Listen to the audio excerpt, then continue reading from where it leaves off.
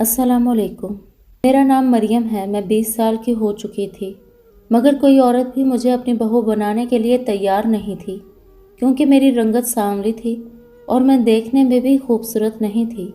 मेरी माँ मेरी शादी की वजह से बहुत परेशान रहती थी। इन्हीं दिनों एक रिश्ता करवाने वाली मेरे लिए एक रिश्ता ले आई। लड़का माँ मस्जिद था, मगर उसके आगे पीछे कोई नहीं था। वालिदैन इसके फौत हो चुके थे और उसे उसके मामू ने पाला था। अब वो एक मस्जिद में इमाम था और किराए के घर में अकेला रहता था। मेरी माँ ने मेरे लिए ये रिश्ता मुनासिब समझा और मेरी शादी इस इमाम मस्जिद जैद से कर दी। शादी के 3 साल तो मेरे जैद के साथ बहुत अच्छे गुजरे। जब उसे पता चला कि मैं एक बांझ औरत हूँ और सारी ज़िंदगी उसे औलाद की खुशी नहीं दे सकती, तब वो मुझसे दूर दूर रहने लगा। छोटी छोटी बात पर वो मुझसे झगड़ा शुरू कर देता। मेरा इस दुनिया में मेरी माँ के अलावा कोई नहीं था। वो बेचारी कपड़े सिलाई करके अपना गुजारा करती थी। मैं जैद की बातें चुप करके सुनती रहती, इसे कोई जवाब ना देती, क्योंकि मुझे पता था कि जैद अब मुझसे जान छुड़वाना चाहता है और वो तलाक देने के बहाने ढूंढ रहा है, और मैं तलाक लेकर अपनी बूढ़ी माँ पर बोझ नहीं बनना चाहती थी। मेरी ज़िंदगी इसी तरह गुजरती रही और हमारी शादी को 15 साल गुजर गए। जैद अब मुझसे कोई बात नहीं करते थे। एक दिन वो घर आए तो उनके साथ एक औरत और 2 बच्चे थे, जो इन्हें बाबा बाबा कहकर पुकार रहे थे। ये देखकर मेरा तो कलेजा फट गया था कि जैद ने कब से दूसरी शादी की हुई है और मुझे इस बात की खबर तक नहीं हुई। जैद ने औलाद की खातिर दूसरी शादी कर ली थी और अपनी दूसरी बीवी को मेरे बारे में कुछ नहीं बताया था, मगर अब हालात ख़राब होने की वजह से उसे इस घर में ले आए थे। मेरी हैसियत तो पहले भी एक नौकरानी जितनी थी, मगर उस रात जैद की दूसरी बीवी ने हंगामा खड़ा कर दिया कि इस घर में वो रहेगी या फिर मैं तो चुप करके अपने कमरे में बैठी थी कि अचानक जैद मेरे कमरे में आए। उनका ये रूप मैंने पहली बार देखा था। उन्होंने मुझ पर बहुत से गलत इल्ज़ामात लगाए और उसी वक्त मुझे तलाक देकर घर से निकाल दिया। मैं रोती हुई अपनी अम्मा के घर आ गई थी। मेरी कोई औलाद नहीं थी। सब्र करने के अलावा अब मेरे पास कोई रास्ता नहीं था। मेरी माँ ने मुझे दिलासा दिया और अब मैं अपनी माँ के साथ ही रहती थी। मैं और मेरी माँ इस दुनिया में अकेले थे। मेरी उम्र 35 साल हो चुकी थी। इद्दत पूरी होने के बाद मेरी माँ मेरी दूसरी शादी करना चाहती थी, क्योंकि अब वो बहुत बीमार रहती थी, मगर मेरी बदसूरती और हमारी गरीबी मेरे रिश्ते के दरमियान हमेशा दीवार बन जाती। मैं भी अपनी बूढ़ी माँ को छोड़कर अपना घर नहीं बसाना चाहती थी। मैं बांझ थी और अब मुझे शादी के नाम से ही नफरत हो गई थी।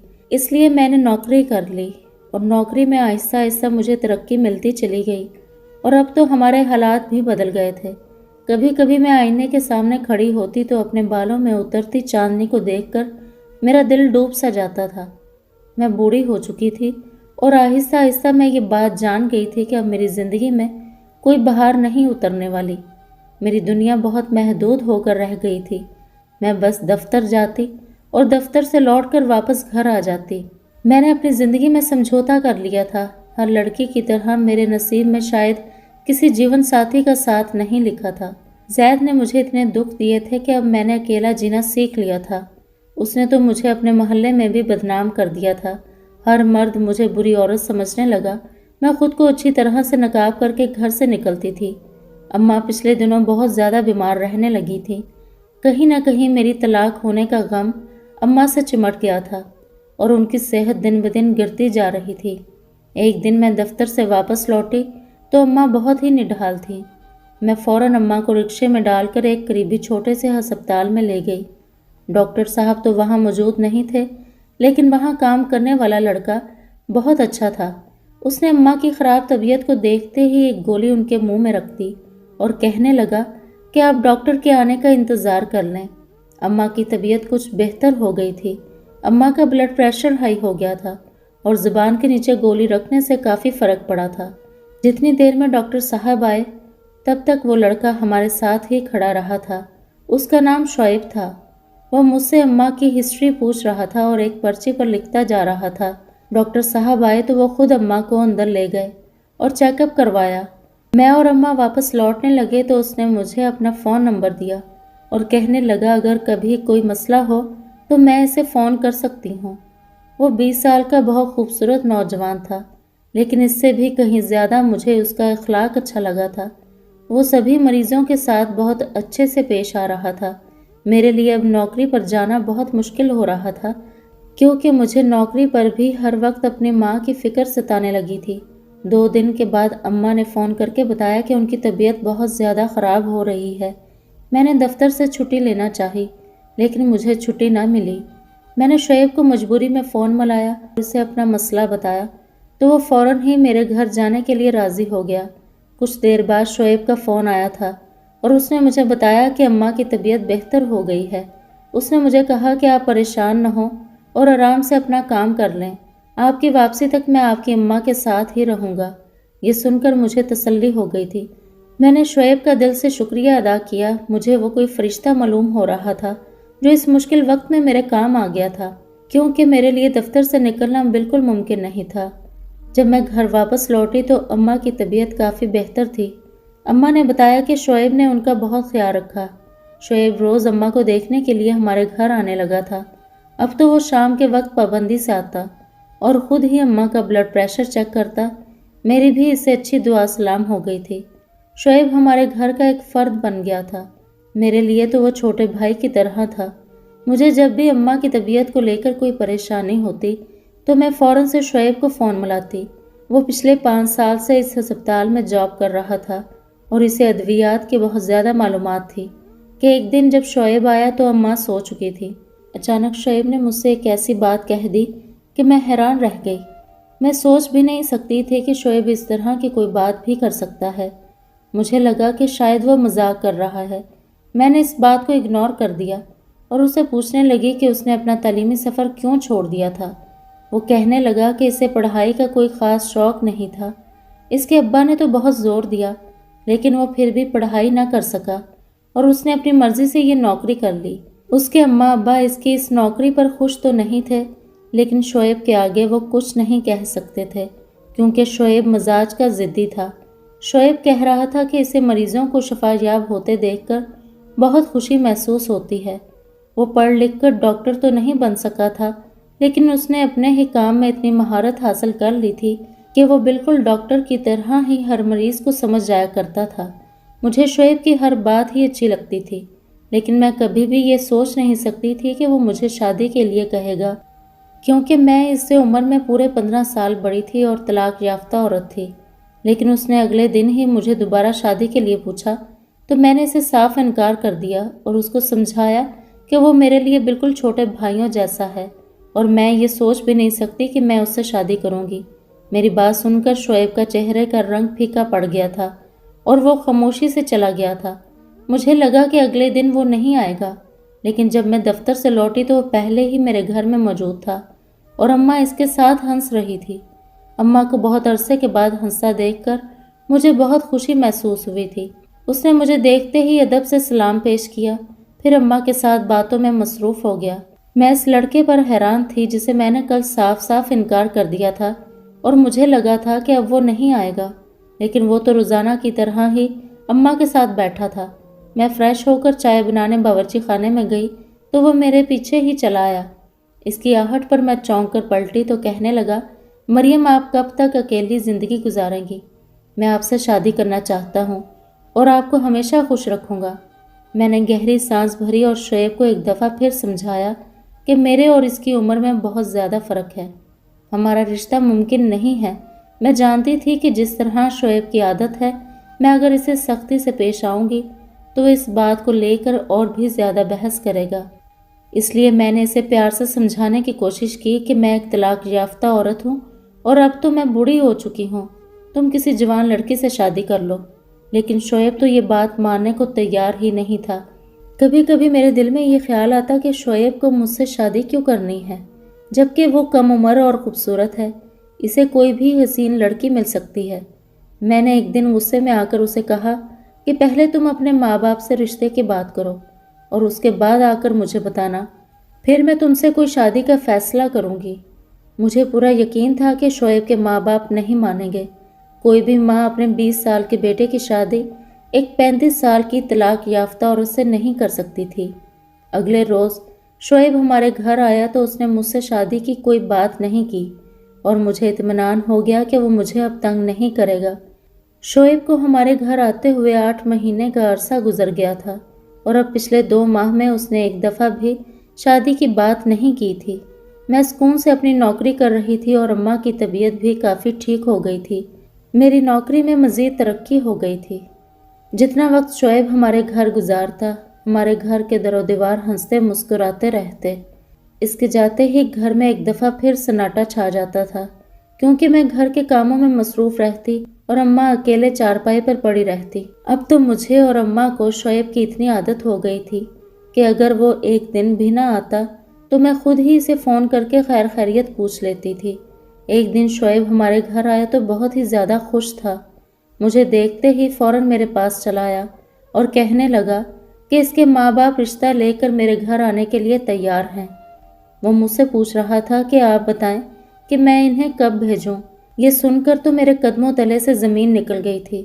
میں نے اس سے پوچھا کہ یہ تم کیا کہہ رہے ہو؟ کہنے لگا کہ مریم، آپ ہی نے تو کہا تھا کہ جب تمہارے ماں باپ اس رشتے کے لیے مان جائیں گے اس وقت آپ مجھ سے شادی کر لیں گی۔ میں نے اتنا عرصہ لگا کر اپنے ماں باپ کو منا لیا ہے، اب آپ مجھے بتائیں کہ میں انہیں کب بھیجوں۔ خوشی شعیب کے چہرے سے پھوٹ رہی تھی اور میں یہ سوچ رہی تھی کہ اس نے نہ جانے کتنی مشکل سے اپنے ماں باپ کو منایا ہے اور اتنے مہینوں سے اسی لیے خاموش تھا کیونکہ وہ میری بات پر عمل کر رہا تھا اور میں یہ سمجھ رہی تھی کہ وہ اپنے ارادے سے باز آ گیا ہے۔ میں نے اماں کو سب کچھ بتا کر ان سے مشورہ کیا تو اماں کے چہرے پر بھی خوشی پھیل گئی۔ وہ کہنے لگی کہ شعیب سے اچھا لڑکا تمہارے لیے اور کون ہو سکتا ہے، تم اس سے شادی کر لو، تمہاری زندگی سنور جائے گی اور مجھے بھی مرتے وقت یہ سکون ہوگا کہ میری بیٹی اکیلی نہیں ہے۔ اماں کہہ رہی تھی کہ شادی کے بعد تم نوکری چھوڑ دینا اور آرام سے گھر سنبھالنا۔ اماں کے مجبور کرنے پر میں نے شعیب کو کہا کہ ٹھیک ہے، وہ اپنے ماں باپ کو میرے گھر بھیج دے۔ اگلے ہی دن شعیب کے ماں باپ رشتہ لے کر آ گئے۔ وہ لوگ شاید اس رشتے پر بالکل بھی خوش نہیں تھے اور میں یہ بات اچھی طرح سمجھ سکتی تھی کیونکہ میرا اور شعیب کا رشتہ بالکل بے جوڑ تھا۔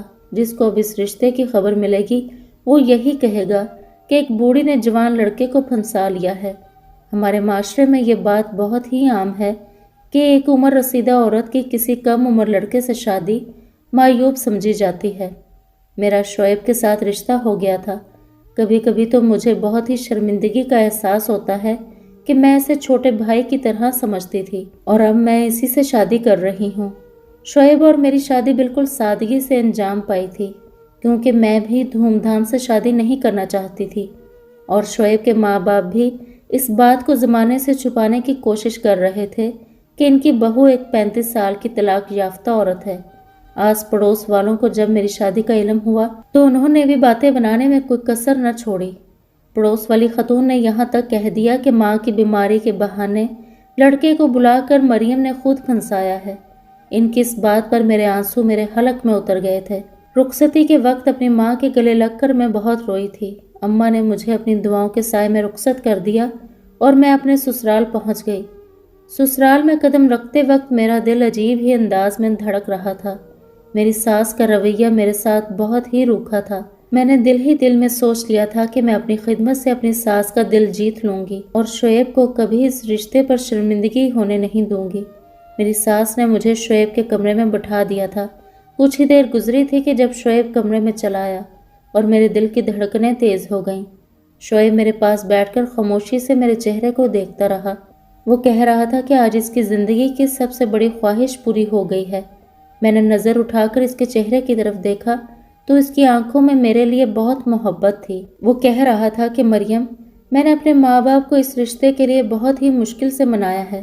میں ہر صورت آپ ہی سے شادی کرنا چاہتا تھا اور اس کے پیچھے محبت کے علاوہ ایک اور وجہ بھی پوشیدہ تھی، اور جب شعیب نے وجہ بتائی تو میرے آنسو نہ تھم سکے۔ وہ کہنے لگا کہ مریم، میری ہمیشہ سے یہی خواہش تھی کہ میں اپنی سے بڑی عمر کی عورت سے شادی کروں۔ پھر مجھے ہسپتال میں آپ ملی اور میں آپ کے اخلاق سے متاثر ہو گیا۔ جب میرا آپ کے گھر آنا جانا شروع ہوا تو میں آپ کو آہستہ آہستہ جاننے لگا اور مجھے احساس ہوا کہ آپ بہت ہی خوبصورت دل کے مالک ہیں۔ مجھے خود بخود ہی آپ سے محبت ہو گئی۔ میری وہ خواہش جو ہمیشہ دعا بن کر میرے لبوں پر آتی تھی، شاید وہ قبول ہو گئی تھی۔ جو آپ بہار بن کر میری زندگی میں چلی آئی تھی، جب آپ نے کہا کہ پہلے اپنے والدین کو اس رشتے کے لیے راضی کرو، تب میں کچھ پریشان ہو گیا تھا۔ میں نے ڈرتے ڈرتے جب گھر میں رشتے کی بات کی، پہلے تو میرے ماں باپ بہت غصے میں آئے۔ میری نوکری اتنی اچھی نہیں تھی کہ میں شادی کر کے بیوی کا خرچہ بھی برداشت کر سکتا، اور یہی بات میرے ماں باپ نے میرے سامنے رکھ دی تھی کہ جب تمہاری بیوی آ جائے گی تو اس کا خرچہ کون اٹھائے گا۔ میرے ماں باپ نے کہا کہ پہلے اس قابل بن جاؤ کہ ہم تمہاری شادی کے بارے میں سوچیں، پھر اپنی پسند بتانا۔ میں نے اپنے باپ کی اس شرط کو پورا کرنے کے لیے اپنی زندگی بھر کی کمائی سے ایک چھوٹا سا میڈیکل سٹور کھول لیا، اور 1-2 مہینوں میں ہی میرا میڈیکل سٹور چل پڑا اور میری کمائی اچھی ہو گئی۔ میں نے دوبارہ سے جب آپ کے رشتے کی بات کی تو میرے ماں باپ مان گئے۔ مریم، جب میں 6ٹھی جماعت میں تھا تو اس وقت میں نے اپنی ایک کتاب میں پڑھا تھا کہ ہمارے پیارے نبی حضرت محمد صلی اللہ علیہ وآلہ وسلم نے اپنی پہلی شادی اپنے سے بڑی عمر کی عورت سے کی تھی، جن کا نام حضرت خدیجہ رضی اللہ تعالی عنہا تھا۔